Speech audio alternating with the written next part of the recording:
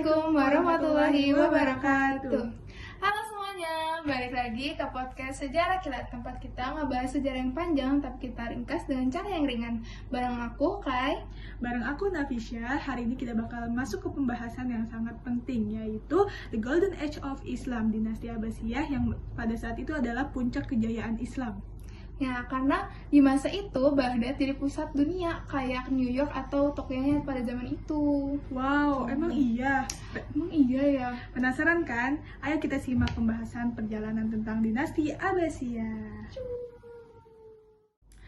Nah, oke Kak. Jadi kita mulai dari pembahasan awal berdirinya dinasti Abbasiyah dulu kali ya. Iya. Nah, setahu aku itu dinasti Abbasiyah berdiri tahun 750 Masehi. Nah, mereka itu berdiri karena ada gerakan revolusi Abbasiyah untuk menjatuhkan dinasti Umayyah. Kenapa tuh? Nah, pada saat itu kalau nggak salah, pemimpin dinasti Umayyah itu tidak adil kepada kaum non-Arab atau Mawali. Itu banyak juga korupsi, ada juga kayak diskriminatif terhadap suku atau ras lain. Makanya ada gerakan revolusi Abbasiyah. Gitu, karena pemimpinnya ya? Iya, betul banget.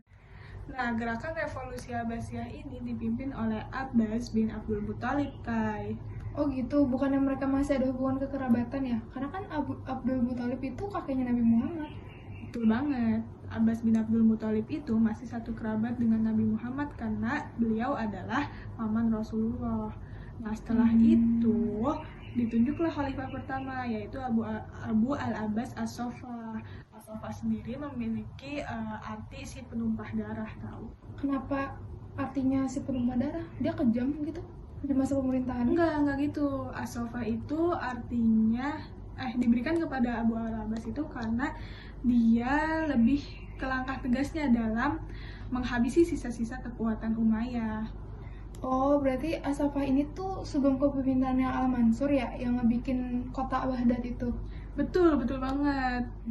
Nah, dengar-dengar di kota ini tuh termasuk kota yang keren banget tau, Sya. Soalnya kota ini termasuk kota yang maju di zaman itu. Entah di bidang perdagangan, entah di bidang ilmu pengetahuan, seni, dan budaya. Bahkan orang-orang Persia, orang-orang India, orang-orang Arab, orang-orang Turki, bahkan orang-orang Eropa tuh pada datang ke kota itu buat sekedar belajar atau berdagang. Tuh. Itu bagian favoritnya, Kai, karena kota Baghdad itu menjadi pusat peradaban Islam. Tapi kamu tahu nggak sih bentuk dari kota Baghdad itu sendiri? Oh, bentuknya tuh yang kayak anime Attack on Titan itu gak sih? Hah? Attack on Titan? Tapi benar juga sih. Soalnya bentuk itu simetris, melingkar, makanya disebut The Round City. Nah, pada masa Khalifah Harun ar-Rasyid juga itu kota Baghdad menjadi pusat perkembangan ilmu pengetahuan karena didirikannya Bait al-Hikmah. Oh gitu, pantas aja para ilmuwan tuh pada ngumpul di situ ya, kayak ilmuwan Al-Khwarizmi sama Al-Farabi. Yes, betul banget. Itu yang bikin kita jadi pusing di sekolah karena adanya aljabar sama algoritma. Betul banget. Tapi kan yang bikin aku penasaran itu kan dinasti Abbasiyah ini terkenal dengan masa kemasannya atau the Golden Age era of Islam. Tapi kok bisa ya nggak berlanjut sampai sekarang gitu loh? Nah, dinasti ini tuh mengalami kemunduran pasti, Sya. Nah, faktornya tuh pasti ada dua, internal sama eksternal. Nah, tapi yang paling berpengaruh tuh faktor eksternalnya, yaitu serangan Mongolia. Pada tahun 1258 ini, pasukan yang dipimpin oleh Hulagu Khan itu menghancurkan kota Baghdad, menghancurkan perpustakaan yang besar itu. Sampai sungai Tigris itu menjadi warna hitam karena buku-buku yang mereka buang. Parah banget sih Kai itu. Tapi emang motifnya dari si Hulagu Khan itu kenapa dia nyerang kota Baghdad? Nah, klasik aja sih, karena pemimpinnya itu si Hulagu Khan ini tuh mau merebut kota Baghdad karena mereka tuh kan maju banget kan. Oh, ambisi gitu kali ya. Iya. Nah, aku jadi banyak tahu sih, Kai, jujur. Aku juga jadi banyak tahu sih dari sini.